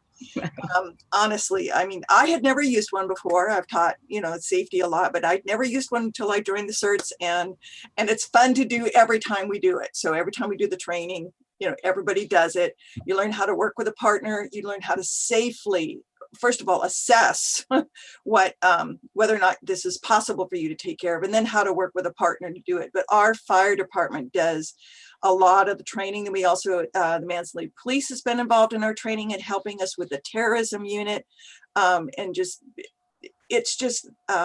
We have remarkable instructors, and they'll all be involved. And our MRC program, which is the Medical Reserve Corps, helps us with the learning how to bandage and do those types of things and stop bleeding. And it's just, we have amazing group of people in this area who are committed to help with the training. And again, it's for everyone. You do not have to be Superman. You don't have to be, Superwoman. And you will participate to the ability that you are comfortable. We're not going to tell you you have to do something. It's just not that way. And when you're called out, which we have procedures for that. If you're in a situation that you don't feel that you can respond to, then you just don't. There's no obligation to respond. In fact, I think we have a level that is really focused on only personal and family preparedness. I personally think it was life-changing. I really enjoyed the class, and I plan to take this class online again to renew my CERT license, because I think it never hurts, and things have changed, and it's always good to revisit that. It's a fun course. I just did it in September, and the videos that they have for learning the things are engaging. And I thought I was going to be bored because, I've done the CERT training and I've taught it, 7 or 8 times. So I've kind of been through all this stuff a lot, but it was engaging, and I was tripped up a couple of times with things that I didn't remember. So it's really, and it's all free. It's all free. That's a key thing to understand. You even get equipment too, right? At the end? Well, you pay for your equipment. We'll order it, but we'll pay for the equipment, but it's really amazing. You're going to want it, believe me. And we can probably help with that if people can't afford it. But, but it's the course itself. And, even if you were thinking, well, maybe I'm not sure if I really want to do this. I don't want to invest in equipment and stuff. Take the course. It's free. Take the course. And then if you decide you don't want to do that, you just tell me, I don't want to do it. Please don't. Yeah. Well, I'm so sorry you're not enthusiastic about the course. Linda and Deb, do we have any questions out there for Joe? We do not, but I wanted to let you know that I did put the links to the sign up in the chat box if anyone's interested. Oh, excellent. Thank you. Thank you so much. Well, thank you, Joe. Debbie. I do have a question. And this is my personal question. So if I'm a CERT in the Nehalem Bay region and I live someplace else part of the year, which I don't, by the way, but if I did, could I be a CERT in that other area? Absolutely. Absolutely. We have CERTs who are part-timers here and live in Portland or in other areas, and we consider their certs here as well. They would definitely want to be in contact with me, know what's going on and how we operate, but it's the basic training is the same. So yeah. Oh, good. Good question, Debbie. Thank you. We do have a raised hand. Oh, excellent. Diane Bloom, you can unmute yourself. What is the website for the refresher training for CERT? We did it about 8 years ago. Oh, no problem. It is so easy. It's online CERT. So online, capital O, online, capital CERT.org. That's it. And if you go on that page, I just checked it out this morning because one time I had a real difficulty getting to it. It's like, what? So on the one side it says online courses, you click on that, it opens up and it says cert course in English. You click on English and you're there to register. So it's And online. is that for the refresher? Is that for the refresher? That's the whole cert course. Oh, they don't have a separate refresher course? No. Okay. I'm sorry. Our meetings that you go to, which I know, are kind of our refresher. But in terms of being certified, the certification for cert actually is 3 years. And so I'm recommending to all of our current certs, if you didn't take the training within the last 3 years, do the online course. It's worth it. It really is. It's a good reminder of everything you need to keep in mind. And if you are new to CERT, it's really important to sign up through the CERT link so that Jo can make sure she gets in touch with you afterwards to help you through the process. Yep. We do have one more question. That's about all the time we have. Karen, you can unmute yourself. Well, I just wanted to say how valuable I find that CERT is. And I'm working on those courses, but also if you want to go beyond just the family, what are some of the courses that we need to take to go beyond the family certification? Oh, good question. That's a really good question. Thank you, Karen. So this hierarchy that we've set up is unique to EVC NB certs. So this is not part of the national program. This is part of what we have devised locally. So when someone takes the basic cert training and does the whole thing and does the hands-on portion and does the final, they're considered what we call a family cert. And those are people who have gained knowledge and they're going to be able to help their family and probably their neighbors in many different ways, putting out small fires, doing limited search and rescue, and all those things that you're trained for in CERT. In order to really be useful at a community level, we have developed 2 other levels. And one of them, so CERT 1 says that you complete all of the CERT training and you take the 2 yellow radio classes. And if you aren't familiar with yellow radios, I'm not going to go into that, but that's our communication technique. And we offer classes on how you use those. And so you can become familiar with them and so you can be comfortable with them. So we ask that you take those 2 classes. And then we ask that you complete the FEMA incident command structure classes. There are 3 for that level that we ask you to take. And what that does is explain how a command structure is set up, and it's the same way everywhere. So that's it's what the police would use in an incident, what the fire would use in an incident. So it's a structure that's really helpful to know because those are people you're going to be working with. And then to complete this CERT level 2, you complete all of those things and you complete 2 more of the incident command structure classes. And you become a ham operator, which is a really fun thing to do. Take an ARO class and attend some meetings. So those, and the reason we did that was to have some kind of a structure that when we have an event, we kind of had identified people who have that extra leadership training, who are going to be qualified to take a CERT team themselves and not be more closely supervised by a more established CERT that way. That works. So, but you don't have to do any of those to be a CERT. You don't have to do any of those. And it's really interesting. I think you'll find that when you get in it, they may appeal to you, they may not, but no matter what, just the basic training is what's important. Yep. Thank you, Jo. I really appreciate your leadership and all you've done for EBC CERT. You've really taken it to the next level. So thank you very much. Okay, so our next presenter, our next and final presenter is Linda Cook. And Linda has been involved with emergency preparedness in our region for the last 11 years. She is a CERT, and she is also trained in emergency communication, or our infamous yellow radio that we've been talking about.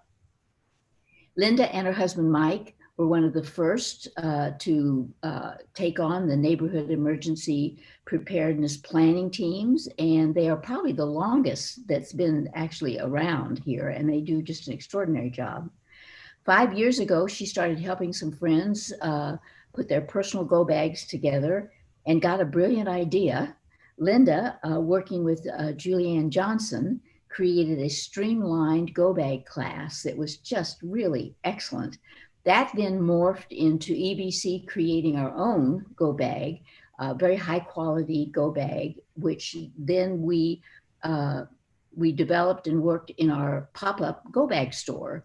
And if you're interested in the pop-up store, you can find that on our website.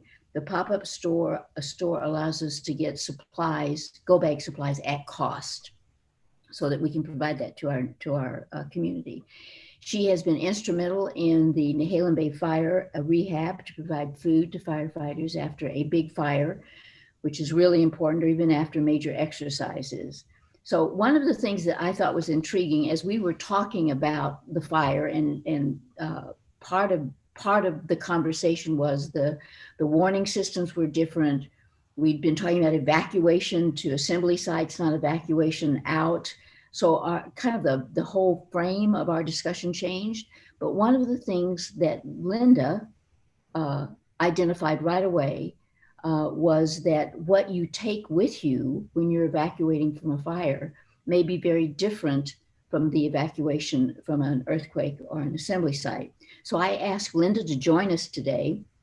And Linda, if you'll talk a little bit about the impetus to start planning for evacuation event like this fire, and kind of what caused you to do that. Well, that's a pretty easy thing to answer. Listen to Chris and listen to Ed. They talked about fires, big fires, little fires, everything. And so on September 7th, actually, is when I got most interested in it. That was Labor Day weekend. It was a very hot day, as you may remember. And then the winds really kicked up, and I'm a photographer. So I went down to the beach to take pictures of this incredible orange sky with the sun just beautiful and pelicans flying through and all these. And I thought, wow, it smells a little smoky. What's going on? So I soon found out that it was not only Eastern Oregon fires and Washington fires, but we were having these little fires going on too. And so that really caught my attention. And then our daughter lives in Santa Cruz. Santa Cruz Mountains had been having horrible fires. So it's like, gosh, kids in Colorado and horrible fires in Colorado. So, really like it's suddenly in the forefront of my mind. And then on the 8th, of course, we start hearing about the Pike Road fire, and all of the Tillamook County Fairgrounds is suddenly an evacuation site for Lincoln City. I mean, if you don't have your attention by now, the Bay City area, which is only like 32 minutes away or something, and there's a fire, and I found out from you on September 9th that our fire department was part of helping with those fires down there. I thought, well, what happens if there's a fire here? Or forget our fire department's there? Well, you assured me that Chris said, no, it's managed. We have firefighters that are available. But anyway, it started really getting our attention. And having done so much work with go bags, the very first thing my husband and I did when we got that information and just concentrated watching online things of the Tillamook Sheriff's Department, what's happening with the fire, we thought we need to start getting things ready to go. Now with a go bag, you're carrying it typically, and so you don't have the luxury of a car. So we started making a list. Well, first thing we knew we needed was gobs of water. Where are we going to go? We weren't sure exactly, but we knew we'd be heading north. So I was trying to check to see if there were any fires going north that way. And at that point, there weren't any that I knew of on the 10th, say, of September. This was the 9th when we started packing. So we just started getting more and more supplies together, because the other thing, in fact, Chris just mentioned this, go early. When we had the tsunami alert from the Japan tsunami, and we were, Nexel, contacted us and the alert. My husband was doing traffic control for a while, and then I tried to get on the highway to drive up to in the higher area to see if we could see it. It took me 15 minutes to get onto the highway. So even for that distant tsunami that we knew wasn't going to probably do a lot of damage here, the fire, the length of time was amazing. So what that told me was, okay, if you're going to travel by car, there are a lot of different things you need to do. And one is you may be in your car a long time. Toilet paper, pee bucket, lots of water, easy food to access, things like that that you would need that you wouldn't be going in case of a tsunami that you're carrying in your bag. So it's a very different situation. So I start out making little lists on little scraps of paper around the house. And then we get more and more things that we're taking downstairs to stage. And I'm suddenly having to write bigger lists. And so I start typing them up. And I finally get to a point where, okay, I've got a pretty big list here. I'll get some input from some other people. So that's sort of how it started in creating a list and trying to figure out what we need to do that's different. So that's how it started. How did you get to the final list, and how big was it? I mean, it sounds like it could have been almost impossible. Well, it wasn't impossible. Having been a go bag leader, I knew that I did this list for the first response, which is the first level. Okay. Be ready. And that's what it's all designed around, is be ready. Okay. And then the go early will go with that. And so the idea was, ask the question again. I've already lost myself here. Okay. The process, and then how did you come up with the final list? Okay, well, that was what I was getting to. I guess I started writing up these lists and typing them up, and then I had different people give me input. And one of the things I had just talked about, the be ready, and Susan Hayden said, well, you better put all 3 levels because other people may not understand what the levels are. So that was one thing. And then I finally typed it up, and I think I got it to you on something like September 15th. On September 15th, I sent it to you and you liked it. You sent it to a couple of other people. They liked it. And so then luckily, Debbie Moberly, who was fabulous at editing and putting wonderful graphics on the page, she took it. It was 2 pages long.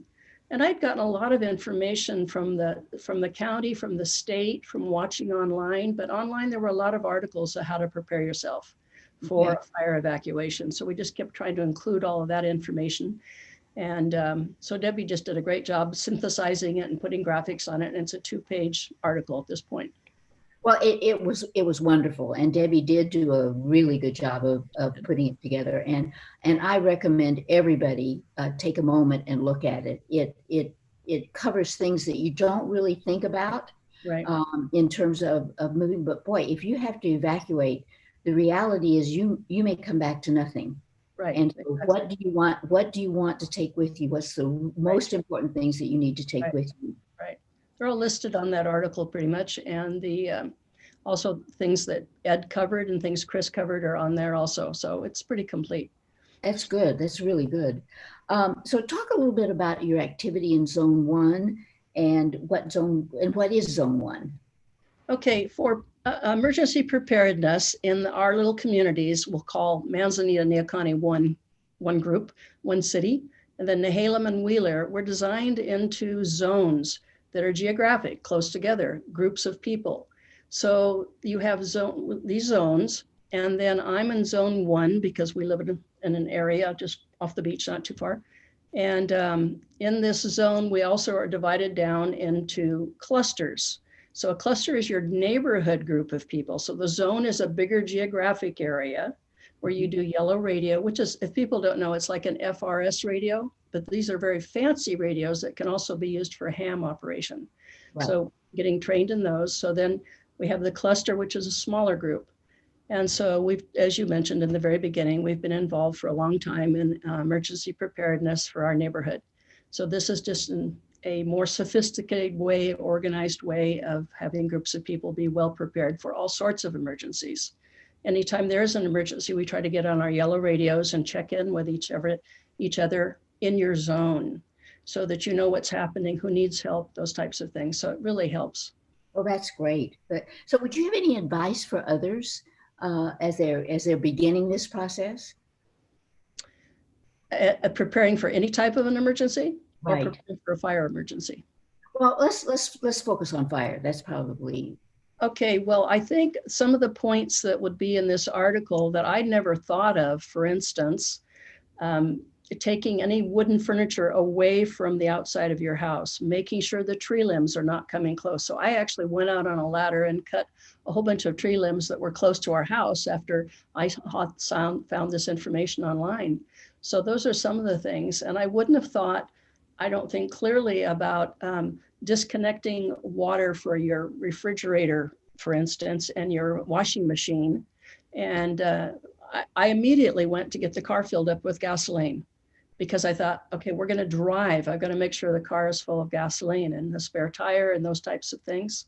So those are some of the things. Charging all of your equipment. If you're going to take a laptop, make sure you have your chargers with you. Same with cell phones, make sure it's charged. This is just the get ready stage. So if you have all this in your mind that you're going to be ready, then you really feel prepared to go when you feel like you need to go. And as Chris said, go early. If it had gotten any worse, we would have gone early before we'd gotten any notification. So that was another important thing. But having a prepared go bag is critical. That was the first thing we brought each of our individual ones down with, and then filled up 1 gallon water jugs to have lots of water with us. It seems like if you have a plan, it really makes a difference. Then you're not emotional and frightened. You really know what you need to get done. Yeah, exactly.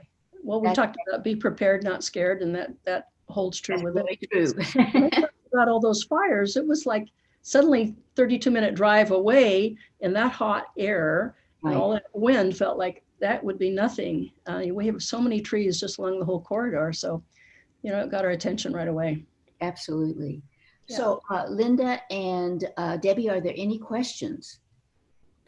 A couple of questions were relating to how they could find this, and I did put the link to the news article in the chat box, and we'll be emailing it out to everybody tomorrow as well. Oh, excellent. Thank you, Linda. If I could also add that on the EVCNB website, the Red Cross has a list of preparations for emergencies and for fire. So you can go there and check theirs out also. Okay, that's excellent. So Linda, do you want to bring everybody back in? Yes, could we please, John?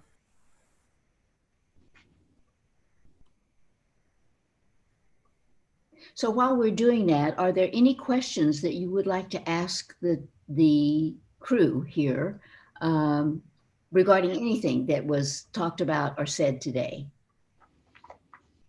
We do have that open question about how people with chronic lung diseases and the elderly can handle air quality issues. And I have an answer to that question, I believe. Oh, excellent. All right.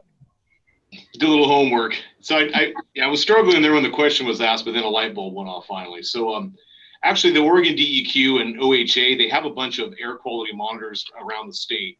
And the easiest way to do is if you just Google your DEQ air quality in your location, the Google map will pop up and you can click on the link. And actually we have an air quality monitor right here at our office at the Tillamook ODF office. And that will actually give out the AQI, the air quality index. And then it does a color code with that, and it tells you if you're a sensitive group, what you should be doing, like, excuse me, choking to death, staying inside, or don't be outside for more than a couple hours. Remember that little matrix that was on the news during all the fires? There you go. So that's the easiest way. Just Google your location air quality monitor. Okay. Chris, I'm wondering, do we have anything like that at the fire station, or do you know of any local? We do not have one here at the station. I'm not aware of a local one. We just had ours installed like probably a year ago. So we have the closest air quality monitor probably in the area. Okay. And it was off the charts during the storm, when our fire event. We had worse air quality than China. So really? Oh my God. Yeah, during the fires, it was off the charts. So and to help folks with that, I mean, the recommendation I've been hearing is, you wear an N95 mask, you stay indoors, and those air filters, the air ionizers, they help a little bit. Okay, great. Good. There you go. So any other questions from the audience? Not from the audience, but I have a question. Oh, great. I was curious, somebody mentioned leaving a note to let you know when you evacuated, and we also recommend the help okay signs. And would that be a good use for the help okay sign? Just if we put okay up, so we're gone and you don't need to worry about us. Absolutely. Yeah. One of the things that we look back with chagrin on is after the tornado, when fire was deployed to do search and rescue to make sure everyone was safe, we did not use the help okay signs, and that would have been incredibly helpful. So if you want one of those help okay signs, please email EBC and we'll make sure you get one. it's really helpful to have. So I'm gonna close out the meeting, and I just cannot thank our speakers enough. Ed, you're wonderful. You're a terrific partner. You're there when we need you, and you've just been an incredible resource for us. Chris, I don't know what we'd do without you. You are an exceptional partner in training, and you do a wonderful job. And I know you and your volunteers are an asset that is just incredibly important to our region. Joe, thank you for your training and for your enthusiasm and for keeping the program up. I mean, you do an incredible job, and it's actually fun to take these classes. I mean, it really is fun. And Linda, I tell you, your thoughtfulness and preparedness is just unbelievable. So thank you so much. And thank you for sharing it with all of us. That's really, really helpful. So there are 3 things that we ask you all to do and to remember. And what we've learned today is that it really is true for just about any emergency. 1, have a go bag. Preferably have a go bag in your house and 1 in your car, and 1 for each individual is really important, because in the case of particularly a tsunami or even evacuating from a fire, you each anybody in your home needs to have a go bag. Secondly, know where you're going to evacuate to. If it's a tsunami, know where your assembly site is. If it's a fire, know where you're going. And thirdly, and as important as any of the other, is make sure you have a family plan so that people don't worry about you and they know where you are and they know what you're doing. And you need to plan ahead and make sure they know a quick text, maybe all they get, but they will get a text to let them know where you are. So again, thanks everybody for joining us. We've really appreciated this, and we appreciate your questions, and we look forward to seeing you again soon. And the sooner we can see you in person, the better. So thank you.